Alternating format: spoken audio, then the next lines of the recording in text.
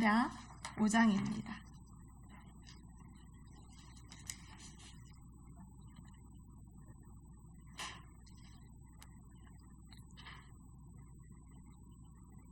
(5장) 1절에서 4절까지만 함께 봉독하시겠습니다.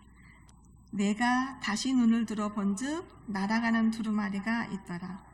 그가 내게 묻되 내가 무엇을 보느냐 하기로 내가 대답하되 날아가는 두루마리를 보나이다. 그 길이가 20규빗이요 너비가 10규빗이니이다. 그가 내게 이르되 이는 온 땅 위에 내리는 저주라. 도둑질하는 자는 그쪽 글대로 끊어지고 맹세하는 자는 저쪽 글대로 끊어지리라 하니 만군의 여호와께서 이르시되 내가 이것을 보냈나니 도둑의 집에도 들어가며 내 이름을 가리켜 망령되이 맹세하는 자의 집에도 들어가서 그의 집에 머무르며 그 집을 나무와 돌과 아울러 사르리라 하셨나이다 하니라. 아멘. 우리는 이제 의사소통에 있어서 먼저 이렇게 우리의 충고와 권면을 받아들일 수 있는 마음밭을, 상대편의 마음밭을 먼저 만드는 게 매우 중요하다고 생각합니다. 이런 마음밭을 이제 이 권면을 받아들일 수 있는 그런 요소들은 칭찬과 격려죠. 만날 때 먼저 칭찬해주고 격려해주고 축복을 해주고 그 다음에 서로 이제 그 단점들을 교정할 수 있도록 마음을 열고 대화하는 것, 이것이 커뮤니케이션의 방식인데 이것은 하나님의 방법입니다. 하나님도 이 스가랴를 통해서, 이 환상을 통해서 이렇게 하셨습니다. 오늘 말씀 속에서도 환상을 사람들에게 펼쳐 보이는 하나님의 방식을 통해서 하나님의 탁월한 교수법을 여기서 우리가 볼 수 있다고 생각됩니다. 먼저 하나님께서 긍정적인 것들에 대해서 먼저 말씀하셨어요. 그리고 격려하고 축복을 하고 약속한 다음에, 언약을 해주신 다음에 잘못된 것을 경계하고 바로잡도록 책망하는 모습을 볼 수가 있습니다. 우리 자녀들에게도요, 이렇게 교육을 했다면, 나도 옛날에 그랬다면 얼마나 더 효율적인 교육을 할 수 있었을까 뒤늦게 생각이 듭니다. 야단치기 먼저 앞서서 격려해주고 권면해주고 이해해주고 너는 참 귀한 사람이야. 하나님의 사람이야. 그게 하나님께서 함께 해주실 거야. 이렇게 좋은 소리만 해줬다면요, 아이들이 쉽게 반항하지도 않았을 거고 잘 고쳐졌을 거라 생각이 됩니다. 그런데 아이들의 잘못을 먼저, 너 이리 와봐. 너 그렇게 공부하면 되겠어? 너 그렇게 하고 대학 가겠니? 이렇게 하면요, 벌써 마음문을 닫습니다. 하나님의 말씀은 살아있습니다. 이 말씀을 통해서 구원을 얻고 이 말씀을 통해서 사람들이 심판을 받기도 합니다. 이제 이 하나님의 심판의 기능을 발휘하기 위해서 말씀이 움직입니다. 5장은 스가랴의 8가지 환상 중에서 6번째와 7번째 환상이 기록되어 있습니다. 두루마리의 환상과 예바 속의 여인의 환상, 이 2가지가 있습니다. 이 비슷한 내용이 기록되어 있지만 자세히 읽어보면요, 6번째 환상을 보충하고 발전시키는 의도가 7번째 환상임을 알 수가 있습니다. 스가랴 선지자가 하나님으로부터 받았던 5가지 환상은 긍정적인 그런 환상들입니다. 예루살렘 성전을 중심으로 그 회복의 약속과 그 회복을 격려하고 축복하는 메시지들이었습니다. 이제 남은 3가지 이 환상에는요, 어투 자체가 매우 부정적입니다. 이제 나머지 이 3가지 환상은 심판을 경고하고 경계하는 내용들이 주를 이루고 있습니다. 환상의 중심 내용은 예루살렘이 회복되어 가고 성전이 세워지고 예루살렘 성에 다시 번영이 돼서 회복이 된다는 그 과정에 있어서도 이제 이 번영을 깰 수도 있고요. 이런 부정적인 요소들을 보면서 이것들을 경계하고 경고하는 내용입니다. 그동안 희망적이고 긍정적인 환상으로 냉랭했던 백성들의 가슴을 따뜻하게 감싸 안으신 하나님, 따뜻하게 보듬어 안으신 하나님께서 이제 우리가 조심해야 될 경계와 경고의 메시지를 보내고 있습니다. 1절에서 4절 말씀이에요. 이 환상의 주제는 날아다니는 두루마리입니다. 고대에는 책을 만들 때 대나무 껍질을 이렇게 벗겨서 종이를 만들어서 그 위에 숲 같은 걸로 이렇게 글씨를 썼습니다. 이것을 코텍스라고 하지요. 또 하나는 양가죽 위에다가 글씨를 쓰고 그 양가죽 끝에 나무채를 이렇게 걸어서 둘둘 말아서 보관했습니다. 구약 성경 대부분은 이 양피 두루마리 위에 씌워진 것입니다. 스가랴 선지자가 보았던 두루마리의 이 두루마리의 환상은 굉장히 큰 것입니다. 길이가 20규빗이고 폭이 10규빗이라고 했습니다. 그러니까 한 규빗의 길이가 어른 손끝에서부터 팔꿈치까지의 길이 45cm입니다. 그런데 길이가 20규빗이면요, 곱하기 45를 해보면 알지요. 10m가 조금 안 되는 길이고 넓이가요, 10규빗이면요 5m가 조금 안 되는 그런 길이고 책으로서는 어마어마하게 크죠. 그런데 이 두루마리 크기가 이스라엘 백성들의 하나님께 제사하기 위해서 들어가는 성소 있잖아요. 성소 그 현관 크기와 정확하게 일치합니다. 열왕기상 6장 3절에 성전의 성소 앞 주랑의 길이는 성전의 너비와 같이 20규빗이요 그 너비는 성전 앞부터 10규빗이며 정확합니다. 그런데 옛날 제사장들은 바로 이 성소 현관에서 하나님의 율법에 하나님의 말씀을 읽었습니다. 두루마리의 이 크기가 성소 앞 현관의 크기와 일치하다는 것은 하나님의 성전과 관련된 어떤 특별한 메시지를 우리가 생각해 볼 수가 있습니다. 두루마리 책 위에 쓰여져 있는 내용은 매우 부정적인 내용입니다. 좋은 내용이 아닙니다. 성경 말씀은 우리를 구원에 이르기도 하고 생명을 얻게 하는 복된 말씀입니다. 분명 복된 말씀입니다. 그런데 성경 말씀은 또 하나의 기능이 있습니다.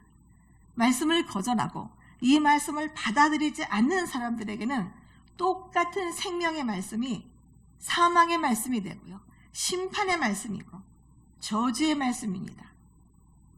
처음 5가지 환상에서 하나님은 이스라엘 백성들이 누리게 될 축복과 그 약속, 언약을 충분히 전달하셨습니다.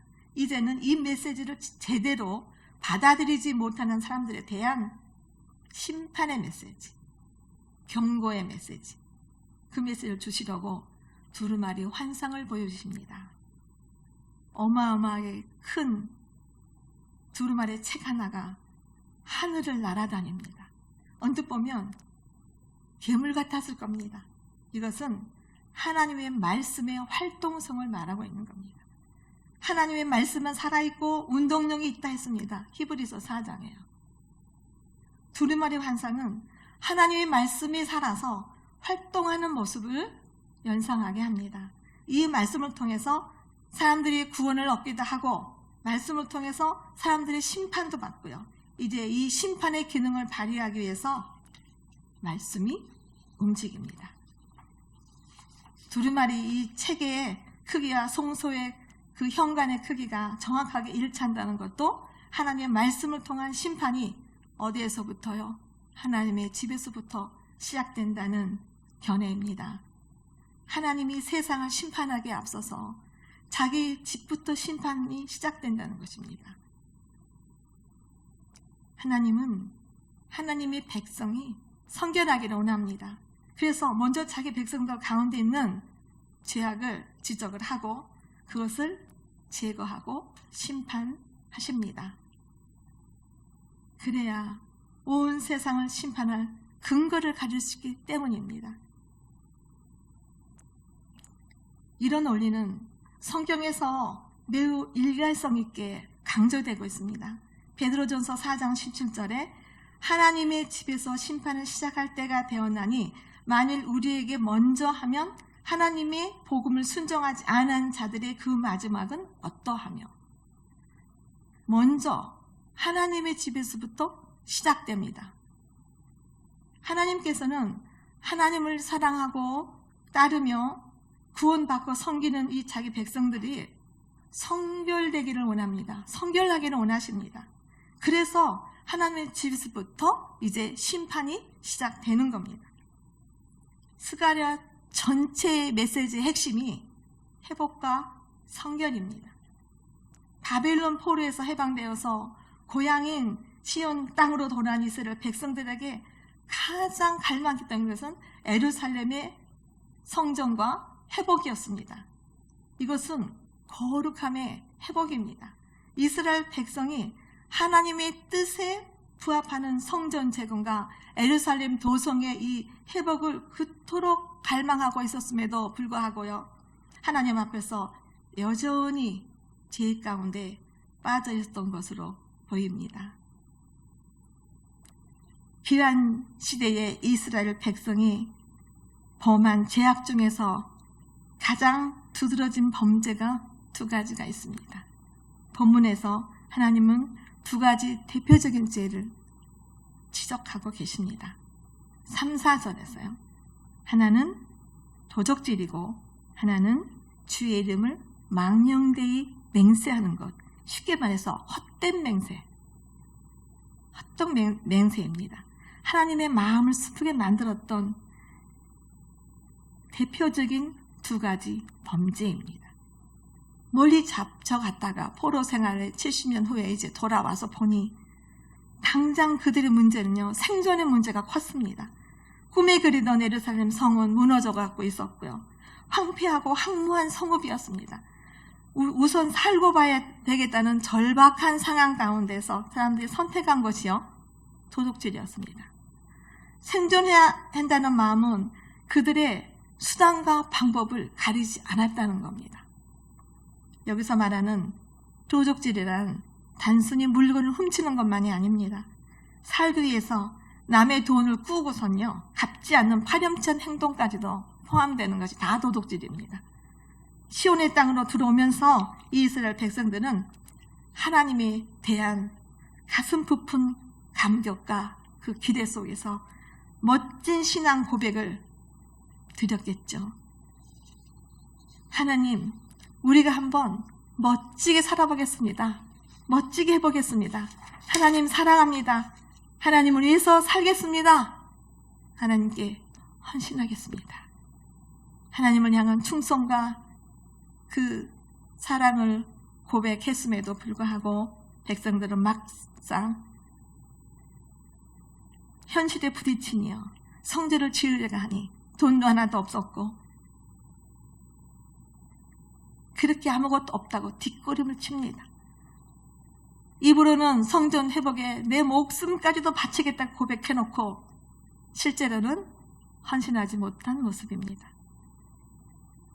도둑질이요, 사람과의 관계에서 범했던 당시의 대표적인 범죄였다면 헛된 맹세는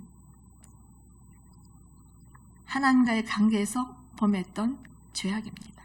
오늘 말씀은 죄 때문에 바벨론까지 끌려가서 포로 생활을 했던 이스라엘 백성과 그곳에서 돌아와서 하나님의 뜻을 따라 새로운 역사, 새로운 사회를 재건하기를 원하면서도 동일하게 하나님이 미워하시는 죄를 여전히 품고 있었던 그들의 죄를 지적하는 메시지입니다. 우리가 예수를 믿는다고 하면서 하나님의 사람들이라고 하면서 이 말씀을 나를 적용해 봐야 됩니다. 하나님의 메시지를요. 5절에서 11절 말씀은 에바 속의 환상의 여인의 7번째 환상입니다. 에바는 곡식을 담거나 곡식의 양을 달아보는 그릇입니다. 곡식을 측량하는 그 말로서 한 에바는 22리터가량 되죠. 바로 그 에바 속에 여자가 들어앉아 있습니다. 예바 속 여인은 악 혹은 죄를 상징합니다. 여인을 악으로 상징하는 것은요, 성경에서는 관용적으로 쓰이는 표현 가운데 하나라고 이해하면 됩니다. 예바 속에 여인을 던져 놓은 다음에 납조각을 예바 그 입구에다가 던져 덮습니다. 납조각은 일종의 뚜껑입니다. 여인이 예바 속에 들어가서 꼼짝 못하게 되는 모습을 상상할 수가 있죠. 이것은 죄의 분량이 에바 속에 꽉 차서 어쩔 수 없게 된 상황에 처한 당시 이스라엘 백성들의 모습을 상징하고 있는 겁니다. 꽉 차서 더 이상 어찌할 수가 없는, 도저히 무슨 수를 쓸 수 없게 되었습니다. 예바는 곡식을 측량하는 용기인데도 이 부도덕한 상행위야 이스라엘 백성이 당시 보편적으로 범죄하고 있었던 죄를 상징하기 위해서 하나님이 이 예바를 등장시킨 것이라고 생각됩니다. 또한 예바는 당시요 우상을 보관할 때 사용했던 그릇입니다. 우상을 숨길 때, 우상을 운반할 때 사용했습니다. 그 당시 생존에 발버둥 치다 보니 물질에 대한 소유욕이 이스라엘 백성들을 지배했던 가장 강력한 우상의 신이라고 말할 수 있습니다. 탐심이 우상이라고 성경은 말하고 있습니다. 우상의 정의는 그것 때문에 하나님이 잘 보이지 않는 것, 그건 다 우상입니다. 그것 때문에 하나님과 나 사이에 장애의 요인이 되는 것, 나로 하여금 하나님보다 더 많이 사랑하는 것, 무엇일까요? 탐심, 이것이 무엇보다도 강렬한 우상임을 알아야 됩니다. 이스라엘 백성이 너무나도 물질에 집착되어 있다 보니 서서히 마음이 하나님으로부터 멀어졌습니다. 하나님을 위해서, 하나님 앞에 제대로 살아보기 위해서 시온 땅으로 돌아왔던 이스라엘 백성들이 오히려 하나님으로부터 그 마음이 멀어지고 물질에 더 커다란 욕망을 키워가고 있었던 모습을 그려볼 수가 있습니다. 스가랴 선지자를 통해서 하나님이 강조하고 싶으신 이 도둑질은요, 하나님 앞에서의 영적인 도둑질입니다. 물질에 대한 집착 때문에 하나님을 제대로 섬기지도 못하고 있었던 이스라엘 백성들이 영적인 도둑질을 한 모습입니다. 에바 속의 환상을 통해서 하나님은 이스라엘 백성이 그 죄악에서 돌이켜서 바르게 되기를 원하셨습니다. 그러나 만일 돌이켜서 회개하지 아니하면 이렇게 하겠다는 경고가 이어집니다. 9절입니다. 내가 또 눈을 들어 본즉 두 여인이 나오는데 학의 날개 같은 것이 있고 그 날개에 바람이 있더라. 이것이 그 에바를 천지 사이에 들었기도 심판을 수행하기 위한 하나님의 천사들의 모습일 겁니다. 9절, 10절, 11절 그 천사들이 죄악을 상징하는 예바를 다른 곳으로 옮겨갑니다. 신할 땅은 바벨론입니다. 여기에서 성경학자들의 해석은 과거적인 해석과 미래적인 해석으로 여기서 나뉘어집니다. 과거의 이스라엘 백성들이 하나님께 불순종하여서 우상 숭배라는 범죄에 빠졌을 때 하나님은 그들을 바벨론으로 다 끌어가셨습니다. 북쪽 이스라엘은 아수르에게 망하고요. 남유다는 바벨론에게 포로로 끌려갔지만 과거의 역사적 사실을 환기시켜 주면서 만일 지금도 너희들이 순종하지 않는다면 이와 같은 현상이 또다시 일어날 수 있다는 경고의 말씀이라고 해석됩니다. 미래엔 이스라엘 땅에 있었던 죄가 하나님의 간섭을 통해서 바벨론으로 옮겨질 것이고 이스라엘을 정결케 되는 효과가 있을 것이라고 이렇게 해석합니다. 죄악의 중심이 바벨론으로 옮겨가면 하나님은 그 바벨론을 심판하실 터인데 이로써 이스라엘을 심판하신 것처럼 이방인들도 심판하게 될 것을 보이신 장면이라고 해석하면 됩니다.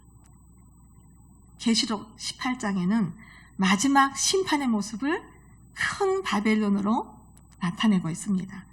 사람들의 범죄 때문에 이 심판을 피할 수 없는 상황입니다. 올바로 장사하고 올바로 돈을 쓴다는 것이 얼마나 중요합니까? 온갖 우상 숭배로 인해서 하나님의 마지막 심판이 마지막 바벨론에 부어지고 있는 모습입니다. 이처럼 에바 속의 이 환상은 가까이 있는 심판과 앞으로 미래에 있을 심판을 동시에 보여줍니다. 사탄도 종말입니다. 이스라엘 백성을 위해서 회복과 복을 약속하신 하나님이십니다. 그런 놀라운 약속이 우리에게 있다 해도 복의 대상이 되기 위해서 우리의 삶은 거룩하게 관리하는 것이 얼마나 중요합니까? 11절 말씀과 같이 사탄의 멸망은 정해졌습니다. 예수님은 우리를 이 멸망에서 구원하시기 위해서 이 땅에 오셨습니다. 생명의 길을 택하느냐 내가 사망의 길을 택하느냐는 나의 선택에 있습니다.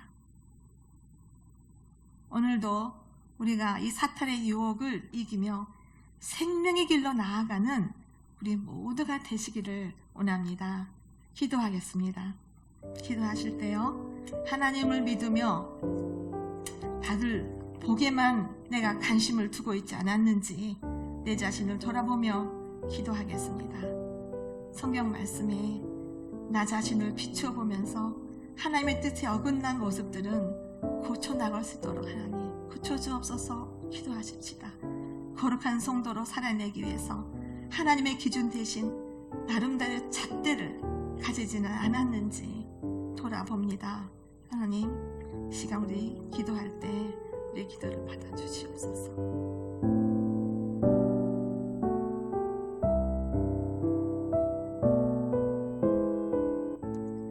하나님, 거룩함을 회복하기를 원합니다. 하나님을 경외함으로 하나님의 심판이 얼마나 준엄하고 죄악의 결과가 무서운지를 기억합니다. 하나님께서는 다양한 방법과 환상을 통해 죄에서 바로 잡으시려 하심을 보았습니다. 악을 멀리해달라고 기도할 때 우리의 연약함을 불쌍히 여기시는 하나님께서 도우실 줄 믿습니다. 성도는 거룩한 하나님의 백성입니다. 하나님, 이곳에 임재하여 주시어서 우리의 기도를 들어주옵소서. 오늘도 우리 가운데 있는 욕심과 죄악을 제해버리고 우리의 정체성에 걸맞는 삶을 살게 하여 주옵소서. 오늘 하루도 성령께서 함께하여 주시어서 승리의 삶을 살아내기를 원합니다. 이 모든 말씀 예수님의 이름으로 기도합니다. 아멘. 주기도문 하시겠습니다. 하늘에 계신 우리 아버지, 아버지의 이름을 거룩하게 하시며 아버지의 나라가 오게 하시며 아버지의 뜻이 하늘에서와 같이 땅에서도 이루어지게 하소서. 오늘 우리에게 일용할 양식을 주시고 우리가 우리에게 잘못한 사람을 용서하여 준 것 같이 우리 죄를 용서하여 주시고 우리를 시험에 빠지지 않게 하시고 악에서 구하소서. 나라와 권능과 영광이 영원히 아버지의 것입니다. 아멘.